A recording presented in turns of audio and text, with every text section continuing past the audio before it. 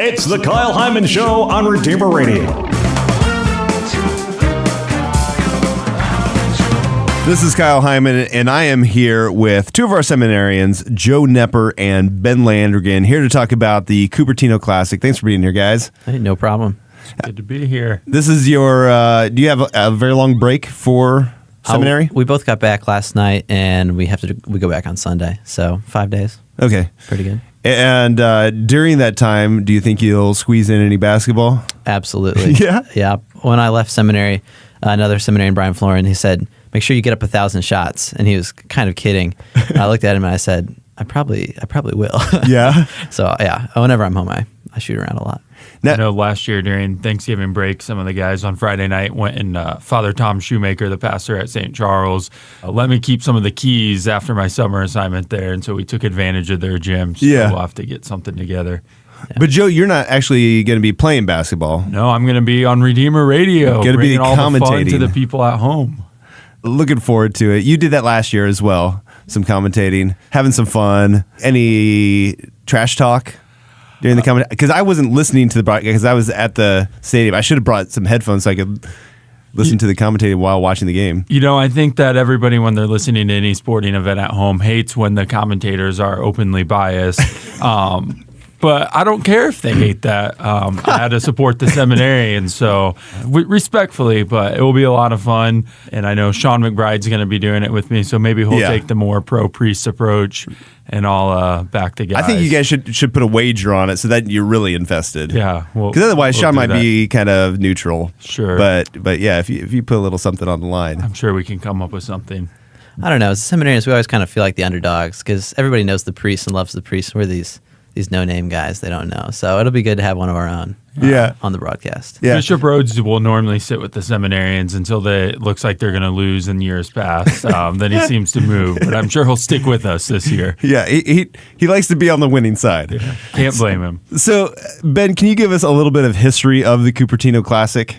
Oh, yeah. Which I guess we haven't mentioned for people that aren't familiar with the Cupertino Classic. We've kind of alluded to it here. Seminarians versus priests in a heated game of basketball. Yes, high intensity, maybe not as high of skill. It all started 5 years ago over Thanksgiving break. So it was this very weekend. I went out along with seminarians Mark Hellinger and Dan Neeser, now Deacon Dan Neeser, out to North Manchester, and we had breakfast with Father Drew Curry. And while we were there, he goes, guys, I've got this idea. We have to get the seminarians together with the priests more. So why don't we just get together and play a basketball game? So by the end of that breakfast, we decided we wanted to play a game. So we were looking to see if we could get a gym. A week later, Father Drew tells us, hey, I told Redeemer Radio we're going to play, and so they're gonna publicize it. Uh-huh. And a month later, we played the game and had like 500 people there. And you thought it was just going to be just playing, I no thought spectators. we were just doing pickup. Yeah. And all of a sudden, it turned into an event, which the last 3 years we've had well over 1,000 people there each time. So. To be fair, anytime you have any sort of interaction with Father Drew, it usually includes the phrase, I have an idea, and then some great event that comes from it. Right.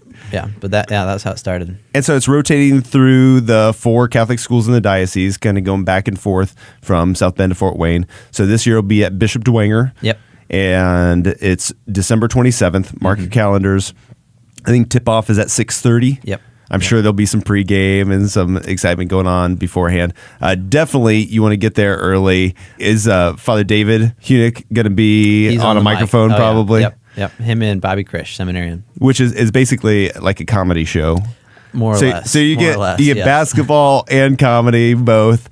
Last year we had a fun halftime show. We had the knockout with some Franciscan friars and Franciscan sisters playing knockout on each end of the court. Yep. So I don't know, is any expectation that might return? We're still keeping the halftime show veiled for now. Veiled, largely okay. because we don't know what it is yet. Yeah, but right. It's coming. The secrecy is because it's unplanned. Yeah. Well, good. So why do you think that this is... Let's start with first why this is a fun event to have in the diocese, and then maybe why it's actually important. Okay. It's fun because we're playing basketball, which is really fun. But it's really fun for all the spectators, I think, because it's a really unique opportunity to see their priests, who they usually might only see it at church or maybe just at Mass, doing something totally out of that whole sphere, something very human, playing basketball and having Right. fun, getting competitive, even maybe getting upset, which is always kind of interesting to see. So that I think a lot of people just love that, being able to see the priest playing basketball.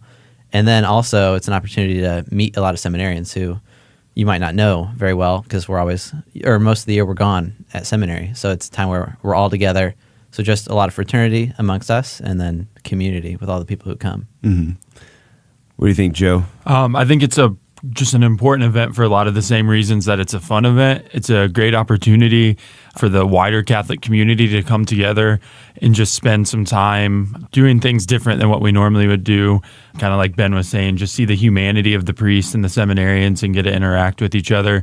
And I think we really like having it in the days during Christmas, because we want to keep the Christmas celebration going for 8 days. And it can be hard. Everyone has all the build up to the holidays. Christmas Day comes, and then life seems to return back to normal. But it's just a fun way to remind people that the joy of Christmas keeps going. And who doesn't love basketball? Yeah, yeah. So one of the things that I know last year, a lot of people from the Fort Wayne area traveled up to South Bend for the game. That was impressive. Really would like to see the same thing happen. It is well worth the trip to fill up a van, fill up a car, maybe rent a bus, or maybe your school has a bus or something like that you could just pack full of kids and bring them on over, because it's such a great event to bring the diocese together. It's like a social event, like you said. But to, one, support our priests and seminarians, to see them outside of their element, but also I think for families, especially with young kids, to see and be exposed to priests and seminarians out there having fun, to be like, oh, you know what, if your only impression of your priest is what you see for 1 hour on Sunday, maybe a 14-year-old can't see themselves doing that for the rest of their life. But you see, they're normal people. They're having fun. They're entertaining. They're joking with each other, and they're playing basketball. There's definitely a big element of just vocation awareness. That we do things like this. Father Drew mentioned when he was thinking about this back before he went to seminary. His one question, he said, when I was in high school, he was thinking about it. He goes, "But do priests get to keep playing sports and playing basketball?" That was his question, or one of them. And so I think this is kind of his way to answer that question for high school men in his own situation. Like, we obviously keep doing fun things like that. Yeah. So we're talking about the Cupertino Classic. It's going to be December 27th. It's the 5th annual Cupertino Classic. Seminarians versus our diocesan priests in a game of friendly, and I use that term lightly, a friendly game of basketball. It's Thursday, December 27th, 6:30 is the tip-off. Come early to Bishop Dwenger High School. And also go over to Facebook, like the Facebook page, like the event, say that you're going to attend, invite other people with the event. That's a great way. First of all, I want to say that inviting friends, this is a great evangelization tool. Maybe we can get to that in a minute. Yeah. But also the Facebook page is a great way to see some of the videos that the seminarians have been putting out on some of the preparation that's been taking place, and some of the maybe what is going on in a seminarian's mind about Cupertino Classic. Yeah. Do you want to give maybe a little tease on what some of those videos are? Oh, they're anything and everything except for too serious. Videos about our preparation, our meetings that we have. Joe's been in on some of them. What's your experience? Kind of, you're on the outside looking in, not a player, but what do you think about these videos? So I think that the best part of the videos is it's just that fun side to life in the seminary and seminarians. And it's a way in a very small manner for us to kind of just stay in contact with the people in the diocese. And we certainly have a lot of fun. We normally film them on Friday mornings before our classes. Yeah. So it's usually an interesting, most of Fort Wayne South Bend guys, well, a good number of us live on the same floor in the seminary. And then of course there's people not from our diocese. So I think they're always looking at us like, what are you guys doing? But now maybe we'll get some people from the East Coast to come for our basketball game because they see how much fun we have preparing for it.